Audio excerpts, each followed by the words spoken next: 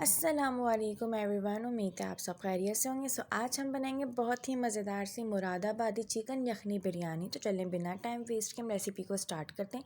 सबसे पहले हम आधा कप के करीब घी ऐड कर लेंगे, उसको मेल्ट कर लेंगे और उसके अंदर हम 4 अदद मीडियम साइज़ के प्याज ऐड कर लेंगे। फ्लेम को मीडियम करते हुए इसको हम यहाँ सॉफ्ट होने तक पका लेंगे, जब तक आपके प्याज का कलर जो है थोड़ा सा पिंक ना हो जाए। तो अब आप लोग देख सकते हैं प्याज का कलर थोड़ा सा पिंक हो गया है, थोड़ी सॉफ्ट सी हो गई है।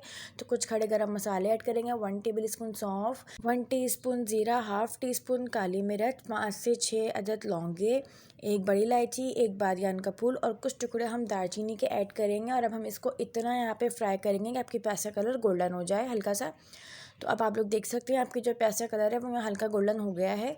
अब हम इसके अंदर जो है गोश्त ऐड करेंगे। तो मैंने यहाँ पे 500 ग्राम के करीब बोनलेस चिकन ऐड किया है। आप गोश्त अपने हिसाब से ऐड कर सकते हैं। 2 टेबलस्पून लहसुन का पाउडर, 2 टेबलस्पून अदरक का पाउडर ऐड करेंगे। आप चाहें तो 2 टेबलस्पून लहसुन अदरक का पेस्ट भी ऐड कर सकते हैं और 1 टेबलस्पून हम नमक ऐड करेंगे।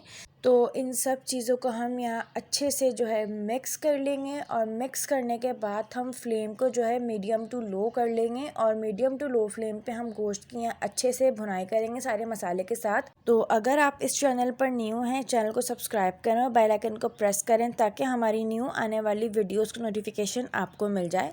तो इतने यहाँ पे गोश्त की भुनाई हो रही है, हम हरा मसाला प्रिपेयर कर लेते हैं। इसका हरे मसाले के लिए 10 से 12 हरी मिर्ची लेंगे, 4 से 5 अदद छोटी हरी इलायची लेंगे, एक जायफल का फूल लेंगे, तोड़ करके आधी जावित्री ले लेंगे और इसका हम यहाँ अच्छे से पेस्ट तैयार कर लेंगे। तो हरा मसाला आपका तैयार हो गया है। अब आप लोग देख सकते हैं आपकी जो चिकन है उसकी यहाँ अच्छे से भुनाई हो गई है। तो जो अभी हमने हरा मसाला तैयार किया है वो इस चिकन के अंदर हम ऐड कर लेंगे और इसको हम यहाँ अच्छे से जो है मिक्स कर लेंगे। 2 से 3 मिनट तक हम हरे मसाले के साथ चिकन की भुनाई कर लेंगे मीडियम फ्लेम पे। अब इसके अंदर हम 2 अदद टमाटर ऐड कर देंगे स्लाइस की शेप में और आधा कप हम फेंटा हुआ दही ऐड कर देंगे और इन सब चीज़ों को हम यहाँ अच्छे से मिक्स करने के बाद मीडियम फ्लेम पे पकने के लिए रख देंगे ताकि आपके टमाटर भी अच्छे से गल जाएँ और दही का जो पानी है वो भी यहाँ अच्छे से ड्राई हो जाए। तो हमने यहाँ इसको अच्छे से मिक्स कर लिया है। अब हम इसके अंदर 1 गिलास के करीब पानी ऐड करेंगे और इसको एक दफ़ा और अच्छे से मिक्स कर लेंगे और इसको हम कवर करके रख देंगे तकरीबन 25 मिनट के लिए ताकि आपके जो टमाटर हैं वो यहाँ अच्छे से जो हैं गल जाएं।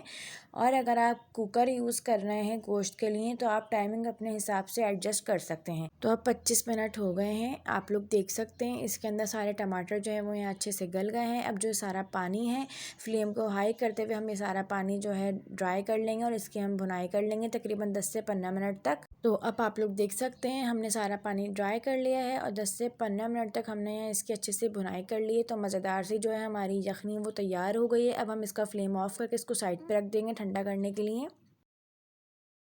तो अब हम चावलों के लिए लेंगे पानी तकरीबन 1.5 लीटर और इसके अंदर हम कुछ मसाले ऐड करेंगे। तो मैंने यहाँ पे 2 से 3 तेज़पात के पत्ते ऐड किए हैं, 3 हरी मिर्चें ऐड कर देंगे, 2 से 3 हरी इलायची ऐड कर देंगे और हाफ़ टी स्पून हम साबुत ज़ीरा ऐड कर देंगे और इसको यहाँ एक बॉयल आने तक पका लेंगे।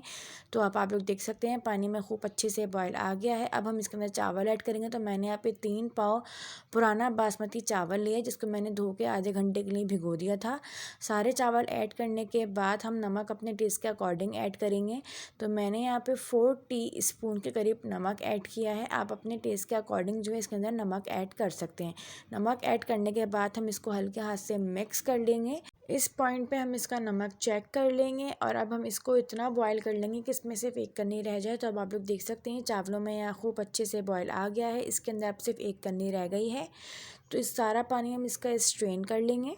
चावल स्ट्रेन करने के बाद अब हमने जो यखनी को रूम टेम्परेचर पर ठंडा किया है उसके अंदर हम आधा कप के करीब दूध ऐड कर देंगे और दूध के अंदर ही जो है मैंने फ्यू ड्रॉप्स जो है केवड़ा वाटर ऐड कर दिया था और ये दूध इसमें ऐड करने के बाद इसको हम यहाँ अच्छे से मिक्स कर लेंगे। और अब हम चलते हैं इसकी लेयरिंग की तरफ। तो चावलों की लेयरिंग हम यहाँ अपने हिसाब से करेंगे। आपने जितने चावल बॉईल करे होंगे उसी हिसाब से 1-2 लेयर्स जो भी आप बनाना चाहें बना सकते हैं। तो सबसे पहले मैंने यहाँ पे 1 लेयर चावल की ऐड करी है। अब मैं सारी यखनी जो है जो हमने तैयार करी थी वो सारी यखनी मैं इसके ऊपर ऐड कर दूँगी और यखनी ऐड करने के बाद अब मैं दूसरी लेयर जो है चावलों की ऐड करूँगी।